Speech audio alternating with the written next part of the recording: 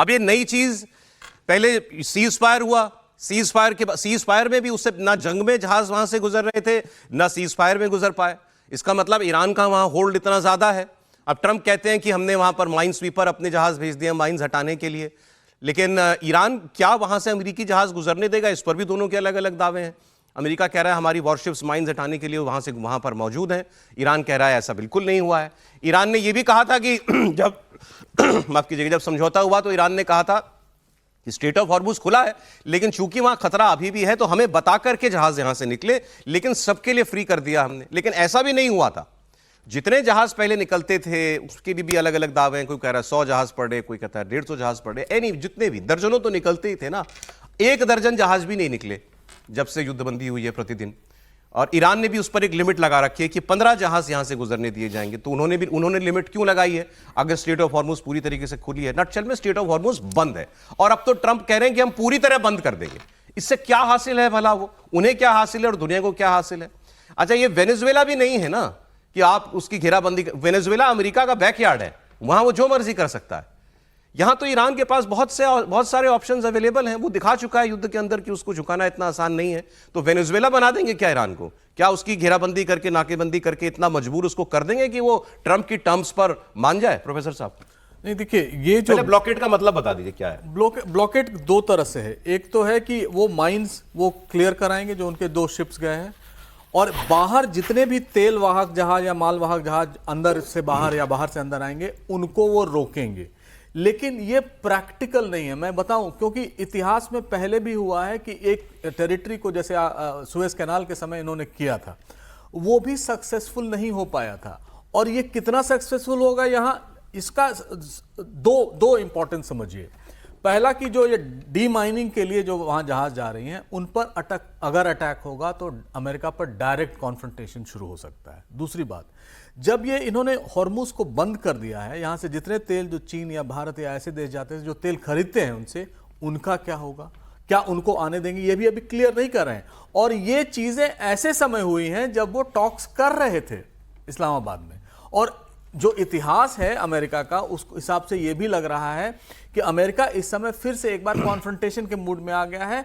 वो regime change ये सब भूल गया। अब वो सिर्फ हॉर्मुज स्ट्रेट को क्लियर कराना उसका सबसे बड़ा पॉइंट हो गया है कि कैसे कराया जाए। न्यूक्लियर रिजीम चेंज ये सेकेंडरी हो गया है। लेकिन वेनेजुएला ईरान नहीं है, और क्या इसके गल्फ कोऑपरेशन कंट्री जितने भी जैसी कंट्रीज है जहां इनके इंटरेस्ट है अमेरिकन, वो सपोर्ट करेंगे इस मूव का?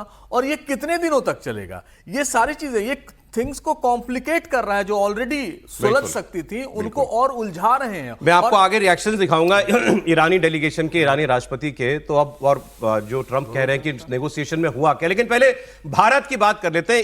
इस ब्लॉकेड का हम पर क्या असर होगा?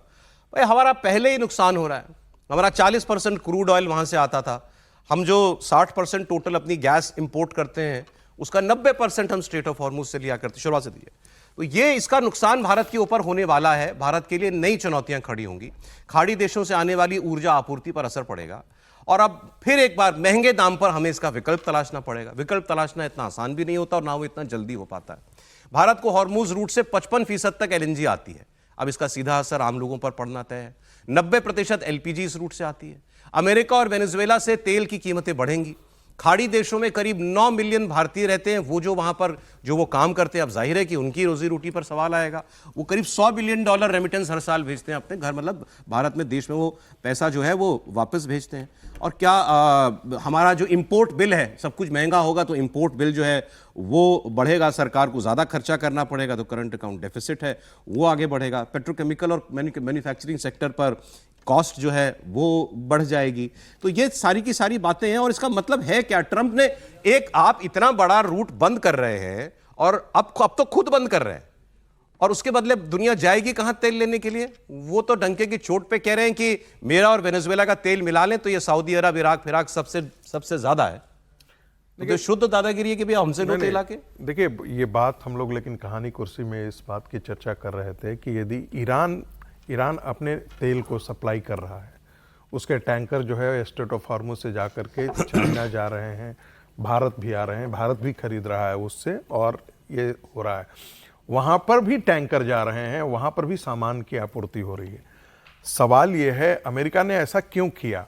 अमेरिका की सोच ये है कि हम ईरान को भी उसकी इकोनॉमी को वहीं पर कोलैप्स कर दें। यदि मान लेते हैं कि ईरान भी कुछ नहीं जाने दें, चाहे वो ईरान डिपेंडेंट तो है ना, खाद्यान्न के मामले में डिपेंडेंट है, बाकी चीजों के मेडिसिन के मामले में डिपेंडेंट है, यदि वो भी रूट यदि ब्लॉक कर देता है बाहर से, वो रूट कहां आकर के आ रहा है, वो अरब सी में ही तो आ रहा है, गल्फ ऑफ ओमान, और उसके बाद अरब सी खुलता है, ओपन सी में आ रहा है। तो यदि ओपन सी में आने से पहले ही यदि उसको ब्लॉक कर देता है, जिसका हालांकि उतना आसान नहीं है, जैसा अमिताभ ने कहा कि भाई कल आकर के वो मिसाइल मारेगा, तो फिर आप क्या करेंगे, उतनी दूर पर आप मिसाइल, लेकिन यदि ऐसा होता है तो इस पर क्या गल्फ कंट्रीज के जो बहरीन हैं, कतर हैं, यूएई हैं, सऊदी अरब, सबका व्यापार ठप होगा, सबको कष्ट होगा, सबके लिए ये दुर्दशा की स्थिति हो जाएगी। एक मैप मैंने खोला ईरान का। ब्लॉकेड का मतलब क्या कि आप चारों तरफ से ऐसी घेराबंदी किसी देश की कर दो कि वो हर चीज के लिए मजबूर हो जाए।